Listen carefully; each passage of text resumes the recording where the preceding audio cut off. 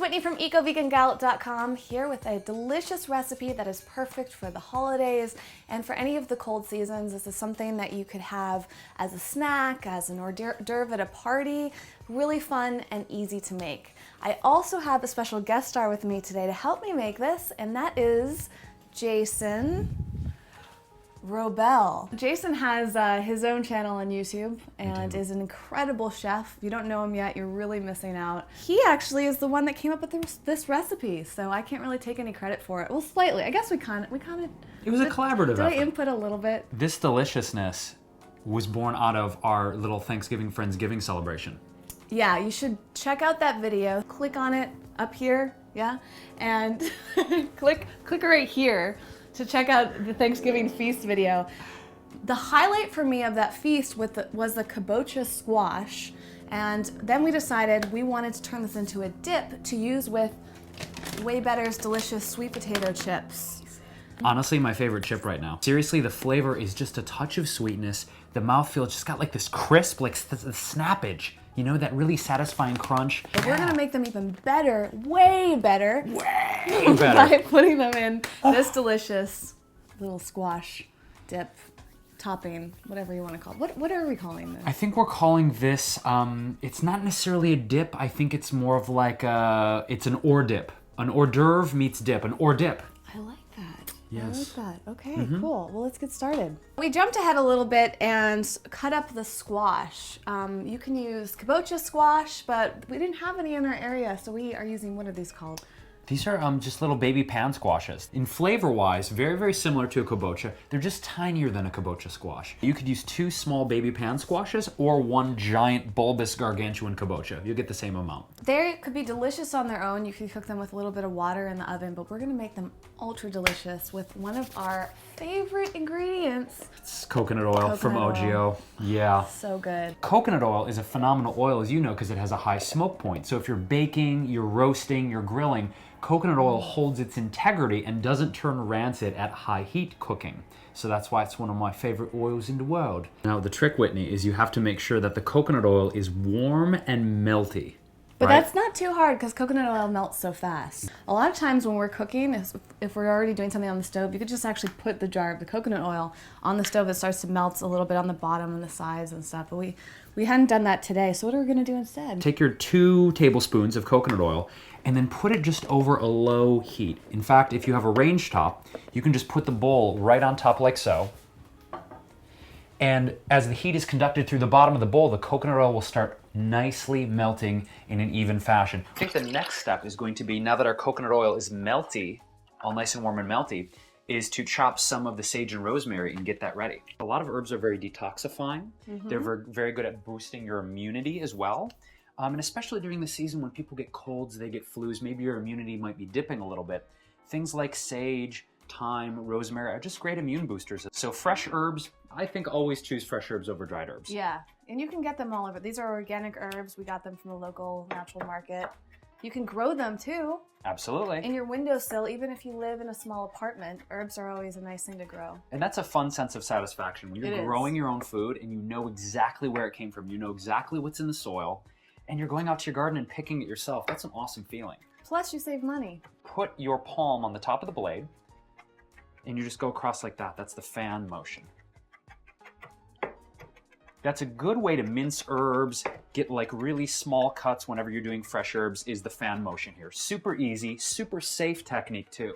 Now another option too, if people happen to be afraid of using knife skills or maybe they're not confident, you can always put fresh herbs in a spice grinder or coffee grinder too, and you'll get this nice fine consistency. Do you want to do the honors? Yes, I love this. Okay, so pour over some oil. As those of you who know me, I don't like to use a ton of oil, but it depends on what you want to do in terms of flavor. Could you use water for this? You could use water. I think you'd have to probably add a little bit of standing water in the bottom of the pan to make sure that they stay hydrated through the cooking process. We put the coconut oil on to make sure that the kabocha cooks evenly and to make sure it doesn't dry out too much in the oven.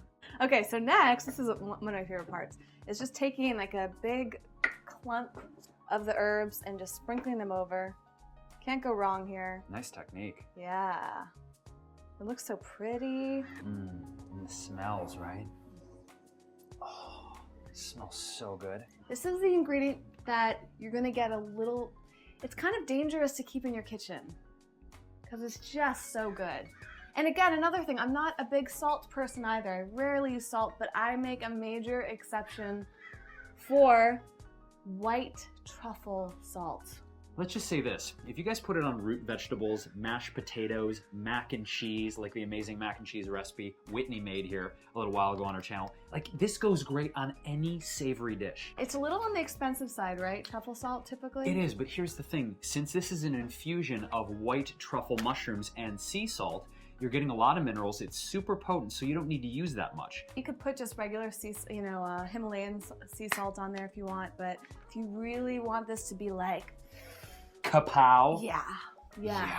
Then go with the truffle salt. Yeah, disco on your tongue. Yeah. That's what's about to happen. My little secret for using less salt is to put it on a little bit while you're cooking and then more once you taste it. Fresh ground black pepper.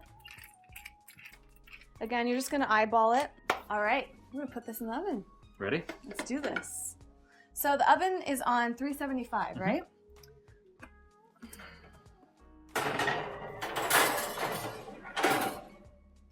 So what we want to do is cook these guys for about 30 to 35 minutes. Cut the pomegranates. Yeah, let's do that. That is going to taste amazing with that It's so kabocha. There are a couple different ways which I'll show you. You can actually remove the seeds. One is the spanking with the wooden spoon technique, which I'll show you. It's the elusive spank with wooden spoon. I like that. And then also you can actually put the pomegranate under water, which helps to release the seeds as well. I just find that cutting them vertically, like in this cut, rather than a horizontal cut, just makes it easier to access the seeds and get them out. Cool. How about we try one spank and one... Drowning? We could have a contest. Spanking versus drowning? I'm gonna do the drowning, you're gonna do the spanking, and we'll see who can get the seeds out first. I'm gonna take 2 of these and put them in a bowl. We're gonna fill this bowl with water, and then this strainer on top. Ready? On your mark, get set, spank.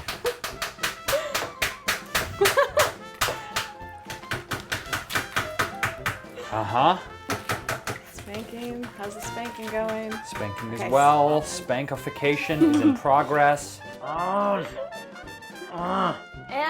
I think I won. Oh, would you look at that?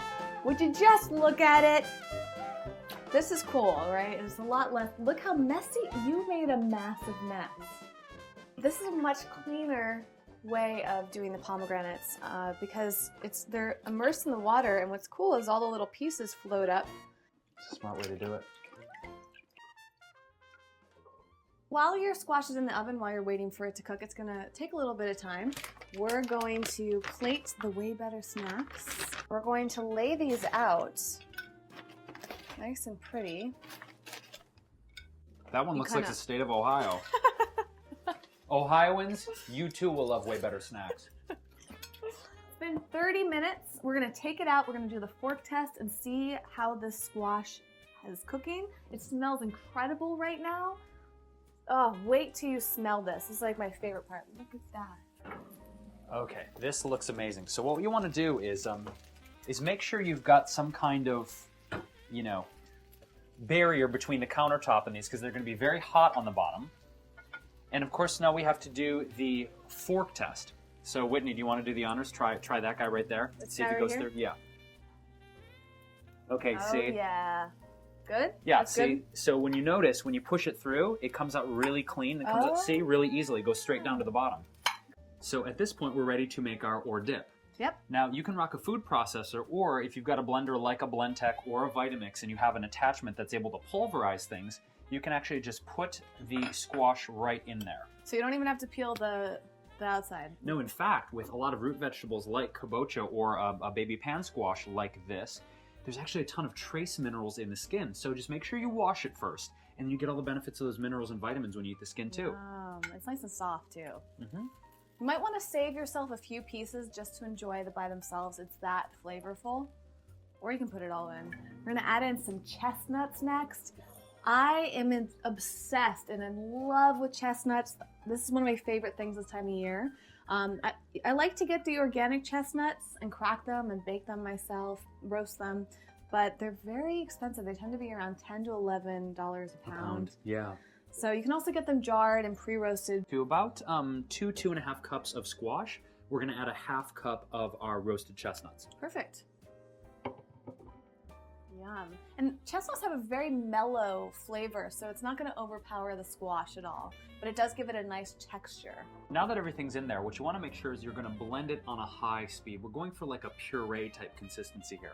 Yep. So you turn your blender on and crank it up to its highest speed setting, and then you're going to turn this blender attachment counterclockwise.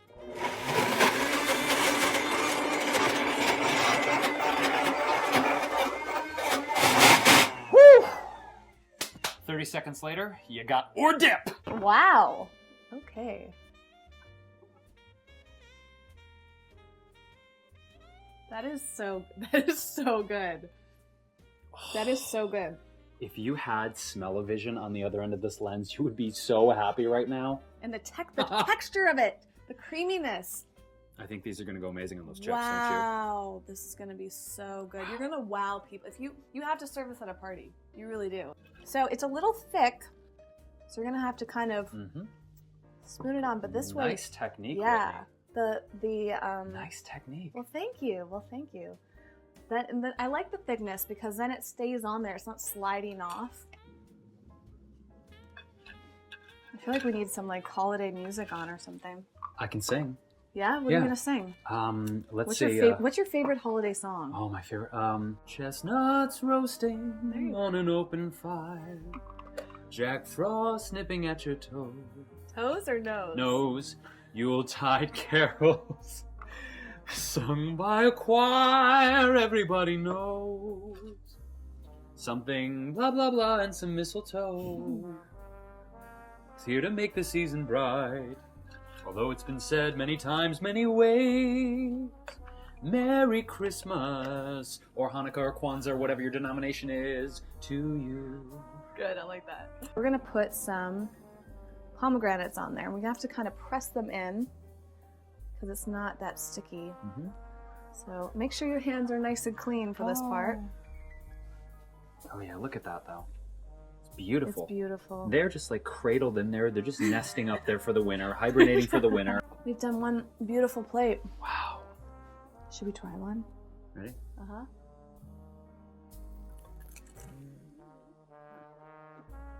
Mmm.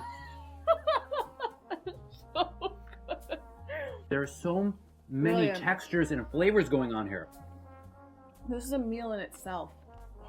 Wow. Nicely done, Whitney. It's kind of sweet, savory, salty. This recipe, you guys, is an amazingly easy, protein-rich, mineral-dense, super delicious hors d'oeuvre that anybody is gonna love. Grandma's gonna love, Uncle Herb, your mom when she comes to visit, whoever. This is seriously functified. And you don't have to tell them that it's vegan because it's so creamy. Everybody's gonna think that you just like put like Philly cream cheese or something in here. Yep. Wow. And buttery? No butter. Wow. No oil. We can't wait to hear what you think. So leave us a note in the comment section. Oh, wow. And if you like this video, give it a thumbs up. If you really like it, you can subscribe to this channel and maybe we'll do more videos. And if you subscribe to his channel, you'll see tons more recipes. Well, Whitney, it was great being here on Eco Vegan Gal. I'm Jason Wrobel, you guys. It was awesome being a guest. So I'll see you later. Thanks again.